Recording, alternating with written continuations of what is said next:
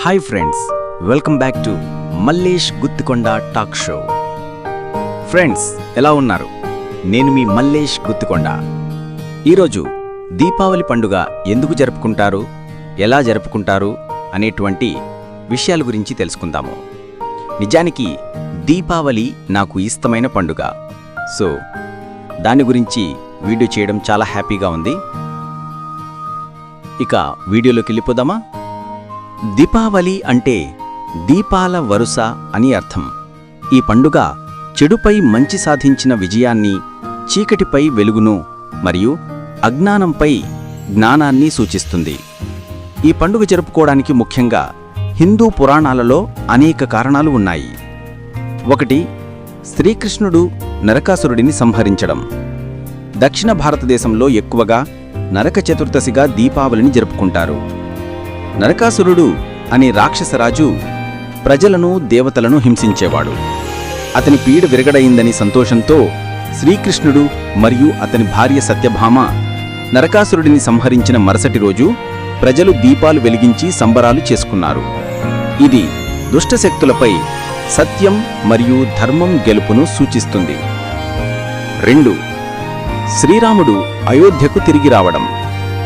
ఉత్తర భారతదేశంలో శ్రీరాముడు 14 సంవత్సరాల వనవాసం తర్వాత రావణుడిని సంహరించి సీతాదేవి, లక్ష్మణుడు మరియు హనుమంతుడితో కలిసి అయోధ్యకు తిరిగి వచ్చిన శుభ సందర్భంగా ఈ పండుగను జరుపుకుంటారు. అయోధ్య ప్రజలు తమ ప్రియమైన రాజుకు స్వాగతం పలకడానికి లక్షలాది దీపాలతో నగరాన్ని అలంకరించారు.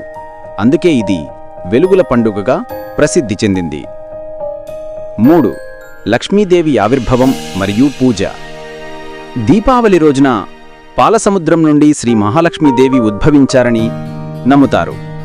సంపద, శ్రేయస్సు, అదృష్టం మరియు ఆర్థిక స్థిరత్వానికి అధిదేవత అయిన లక్ష్మీదేవిని పూజించడం వల్ల తమ ఇళ్లలోకి ఆశీస్సులు వస్తాయని భక్తులు విశ్వసిస్తారు. దీపావళిని ఎలా జరుపుకుంటారు?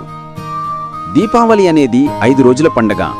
అయితే ప్రధానంగా ఆశ్వయుజ బహుళ అమావాస్య రోజున దీపావళిని ఘనంగా జరుపుకుంటారు. ఇంటి శుభ్రత మరియు అలంకరణ. పండుగకు ముందు ఇంటిని శుభ్రం చేసి రంగురంగుల దీపాలు, కొవ్వొత్తులు మరియు దివ్యలు లేదా దియాలతో అలంకరిస్తారు. ఇంటి గుమ్మాలకు మామిడి తోరణాలు కడతారు. రంగవల్లికలు అంటే ముగ్గులు ఇంటి ముంగట రంగోలీలు వేసి రంగులతో నింపుతారు.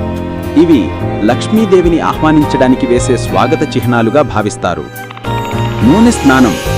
నరక చతుర్దశి రోజున మరియు దీపావళి రోజున ఉదయాన్నే నువ్వుల నూనెతో తైలమర్దనం లేదా తలంటూ చేసుకుని స్నానం చేస్తారు. ఇది గంగా స్నానంతో సమానంగా భావిస్తారు. లక్ష్మీ పూజ. సాయంకాలం లేదా రాత్రి వేళల్లో లక్ష్మీదేవి, గణేశుడు మరియు కుబేరుడికి ప్రత్యేక పూజలు చేస్తారు. ఈ పూజలో కొత్త ఖాతా పుస్తకాలు తెరవడం, వ్యాపారంలో శ్రేయస్సు కోరడం వంటివి చేస్తుంటారు. పిండి వంటలు మరియు బహుమతులు.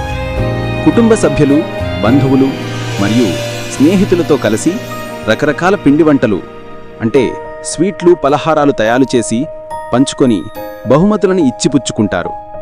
బాణాసంచా. రాత్రి సమయంలో బాణాసంచా అంటే పటాకులు కాల్చి ఆనందోత్సాహాలతో వేడుకలు జరుపుకుంటారు. ఈ పండుగ మన జీవితంలో ఉన్న చీకటిని తొలగించి కొత్త వెలుగులను నింపాలని కోరుకోవడానికి ఒక గొప్ప అవకాశం. ఇది కుటుంబ